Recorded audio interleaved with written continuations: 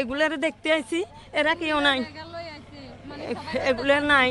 এখন আমি দেখতে আইছি, আমি জেডাই দেখতে আইছি। এখন মাইয়া আমার হাতের ছুটি যায়, বাথরুমের ভিতরে ঢুকছে, ওইখানে যাই ধুমধাম দরজা ভাঙছে। মাইয়া যখন চিকুর দিছে, আমি কই হারে বাচ্চাকে বাঁচান এই কথা কইছি। আরে ধুম লাথি মারছে বাবারে। আমি চিনি না বিপ্লবের পার্টি একটা সাদা পোশাক। মিরে ওরা নির্যাতন করতেছে, সবসময় আসে হামতাম বলে, সকাল বিকাল আসি আমাদের বাড়িতে হামলা করে, বলে যে ওনারা তুলে নিয়ে যাবো, আমারে ফিটবো, ইয়ে করবো। পর দিয়ে উনি যাইতে বলছে, উনি যায় না। পরে কি করছে, কালকে হঠাৎ করে আজকে 15 দিন পরে হঠাৎ আক্রমণ। আমরা কিন্তু এটা মানে পরিকল্পনা বা কিছু আমরা জানতাম না। আর আসার পরে আমারে মারতেছে, ইয়ে করতেছে, ফ্যাট ভাই লাথি মারছে। তারপরে যে বিপ্লবের দল, ওইখানে হারুন ড্রাইভার ছিল, মুনাফ ছিল, ইসমাইল ড্রাইভার ছিল, তারপরে বিপ্লব নিজে ছিল, তারপরে আরো অনেক মানুষ ছিল। হে বলতেছে অনেক তোমারে ছাড় দিচ্ছি, মহিলা মানুষ, মানে তুমি একলা থাকো, ছেলে ফেলে নিয়ে যায়, মুনাফ দিনেও যায়, রাতে 3টা বাজেও যায়, 4টা বাজেও যায়। পুরো বটগাছতল সমাজ কিছু লোক আছে, আলম আর আফসার, এদেরকে জ্যাক লাগাছে আমাকে ধরার জন্য। আমি দুবার বেলা বাড়িতে আসেন একটু ভাত খাওয়ার জন্য।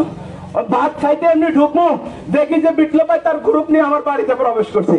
আমি ভাই ভাত ফলাই নিচে দিয়ে দিছি তো 3-4 পোল্টি খাই আমি জমিনে। এরপরে জামাই মানিকের বাইর কর।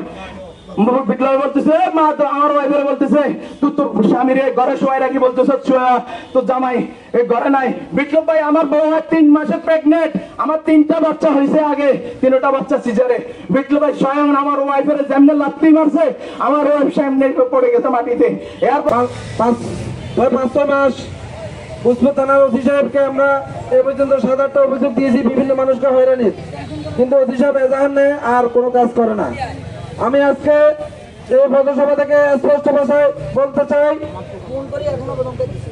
আপনারা যদি বাংলাদেশ জাতীয় দলের চেয়ারম্যান, ভারপ্রাপ্ত চেয়ারম্যান জনাব তারেক সাহেবের বক্তব্য আপনারা দেখেন, আপনারা বুঝতে পারবেন আমাদের দলের স্পষ্ট নির্দেশনা আছে, বিএনপির নাম বিক্রি করে কোন ধরনের চাঁদাবাজি, দখলবাজি, বিশৃঙ্খলা সৃষ্টি করা চলবে না। এরা ওইখানে যেখানে গেছে ওইখানে লম্বাতে জায়গাগুলো হইলো আমার, কিছু ভূমি দূষি আসি আমার ওই জায়গাগুলো দল করছে। আমি আসি দলে বিদেশে আসার পর কিছু বলিনি, আমার ছেলেবেলা সাইতে গেছে আর এদেরকে দুর্ব্যবহার করছে, এরা গালিগালাজ করছে।